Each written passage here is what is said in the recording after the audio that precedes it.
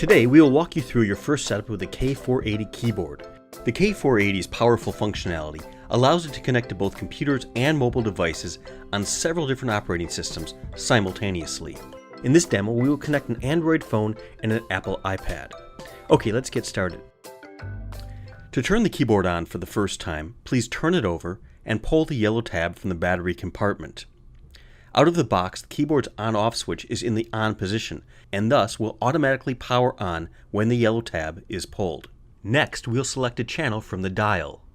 Now we will put the keyboard in discovery mode for the Android phone by pressing the PC button for 3 seconds. You will see the blue light blink repeatedly to indicate the keyboard is searching for an Android device. Now on your Android device, go to All Settings and then choose Wireless and Networks. Tap Bluetooth and confirm it is active. Select Logitech K480 from your list of Bluetooth wireless devices. Then follow the on-screen instructions to complete the pairing. Note, if your device requests a PIN, enter the code on your Logitech Keyboard 480. Now your keyboard and phone are paired. This will be indicated when the rapidly blinking blue light turns solid blue. Okay, now let's pair the iPad. Turn the selection dial to number 2. Now go to the iOS Mac button and hold down for 3 seconds.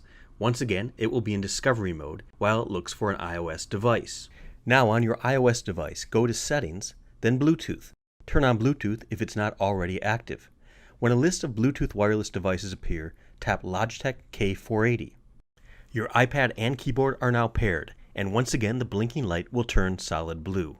Now both your Android phone and iPad are set up, and you can switch back and forth simply by turning the dial to indicate which device you want to use.